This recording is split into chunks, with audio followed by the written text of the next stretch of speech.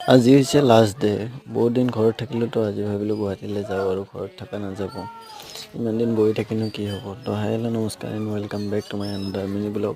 Bus বা train ষ্টেচনলৈ যাবৰ কাৰণে অ'টত উঠিব লাগে। তো অলপ দেৰি অ'টত উঠিলোঁ। তাকো অ'টত জেগা নাই, তাৰ কাৰণে থিয়তি লৈছোঁ আৰু মানুহ অভাৰ। মোৰ লগত আছে দাদা এজন আৰু ভাইটি, সিহঁতে অ'টৰ ভিতৰতে আছে। ইমান দিন ঘৰত থাকিলেও কিন্তু ইমান ভিডিঅ' দিব পৰা নাই, কাৰণ বৰষুণৰ কাৰণে ওলাবই পৰা নাই। ভাইটি আৰু দাদা এজন চাউক চাউলৰ বস্তা দাঙি আছে। গুৱাহাটীত ইমানে চাউলৰ দাম। আৰু এইফালে মই লিচি খাই আছোঁ আৰু সিহঁতে ট্ৰেইনৰ টিকেট কাটিব গৈছে। তো সিহঁতি আহক, আহি কিনে চাওঁ কি হয়। দাদাজনে ফোন কৰি আকৌ ক'লে যে ট্ৰেইন নাই বোলে, বাছত যাব লাগিব। তো বাছ ষ্টেণ্ডত গ'লোঁ, বাছত উঠিলোঁ। তো লাহে লাহে গৈ আছোঁ, মোবাইলো চাৰ্জ নাই ইমান। তো ফাইনেলি আহি পালোঁ আৰু ইমানেই গৰম নহয়, গৰমত একদম টি চাৰ্ট খুলি দিছোঁ। আৰু দাদা আৰু ভাইটি আগতে গৈছে, মোৰ অলপমান বজাৰত কাম আছে। তো কেইটামান চিনেমেটিক ঘৰৰ ভিডিঅ' আপলোড কৰিছোঁ। তো আজিলৈ বাই বাই, ছাবস্ক্ৰাইবটো কৰি দিব।